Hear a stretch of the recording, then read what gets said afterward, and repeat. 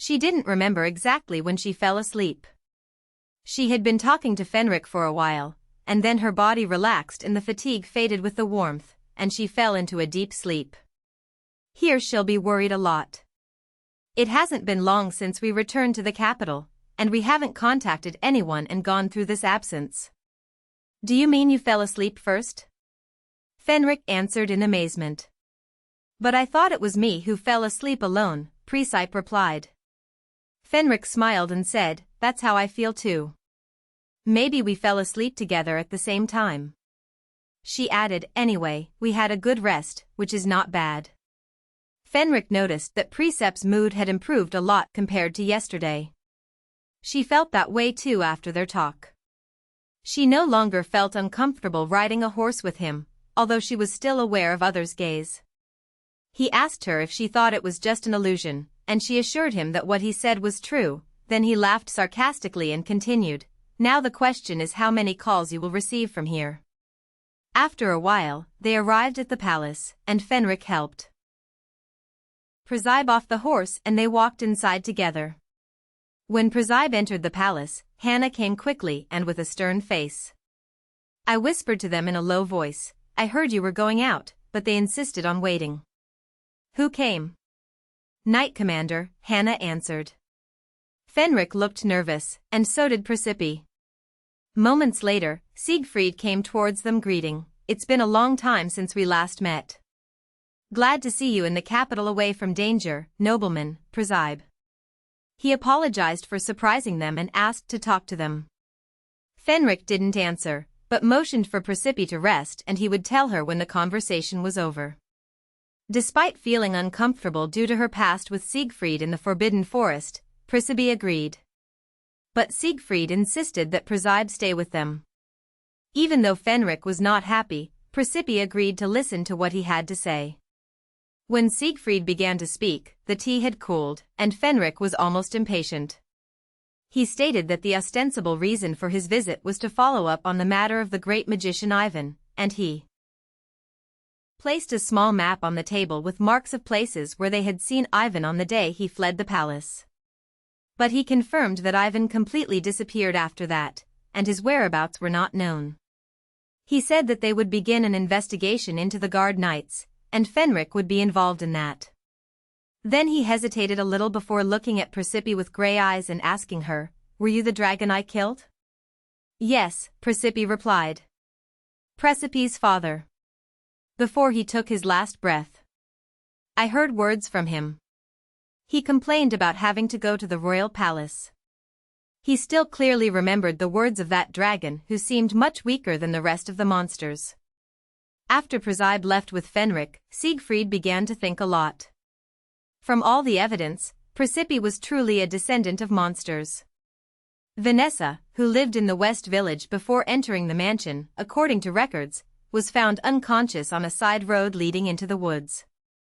It stands to reason that Vanessa did not commit treason simply by entering the palace, but rather was carrying Presepe in her body as a woman in the harem. The nameless dragon said that he had to go to the palace. And he was wounded by a sword that pierced his strong armor before he took his last breath, and he was repeating those words.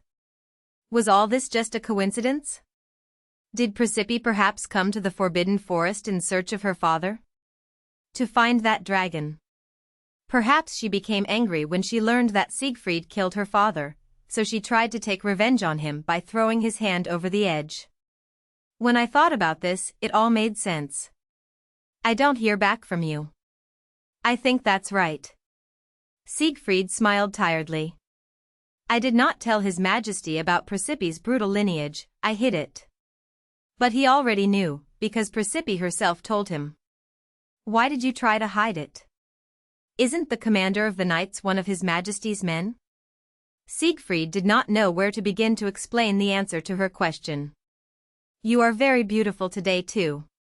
Did the goddess in mythology look like you?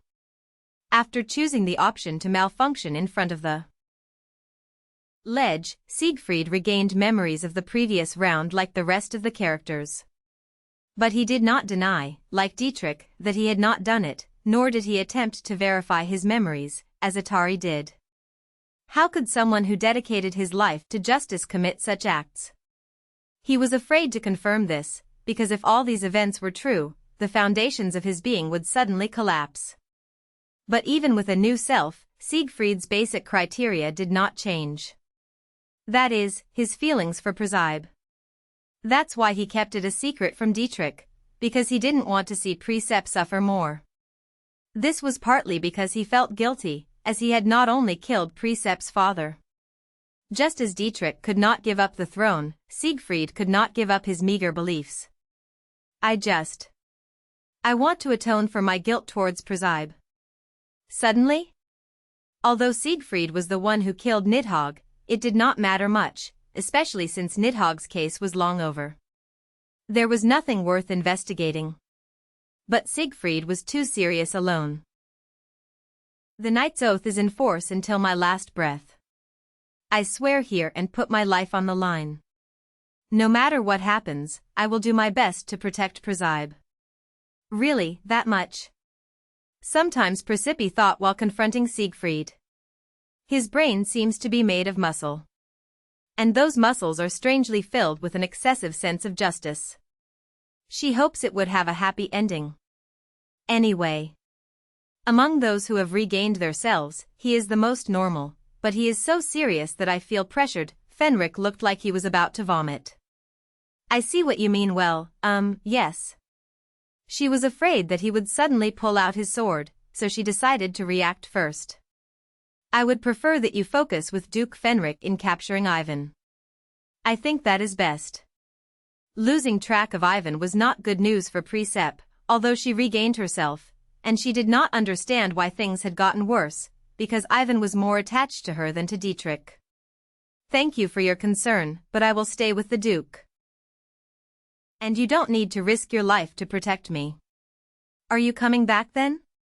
You said you were going to start investigating the knights. Siegfried agreed in agreement, and Presepe gave him an uncomfortable smile. No matter what happened, she just wanted to get it over with quickly. It wasn't just because of Siegfried's behavior. But Fenric's expression looked like someone who had just swallowed vomit, not just someone about to vomit. Unfortunately, Evan's condition was not bad. Ivan leaned against the wall as he sat, then slowly got up, looking at his amputated right arm with an angry expression. Although he recovered his body and was charmed by an unexpected opportunity, there was no solution for his severed arm. He got angry every time he saw that, like now. But he knew very well that surviving without being discovered was a miracle in itself. But that doesn't mean he's grateful for this situation. You're still angry. He heard a sudden sound, and he turned around slowly. He looked at Vidar, who approached him without making a sound.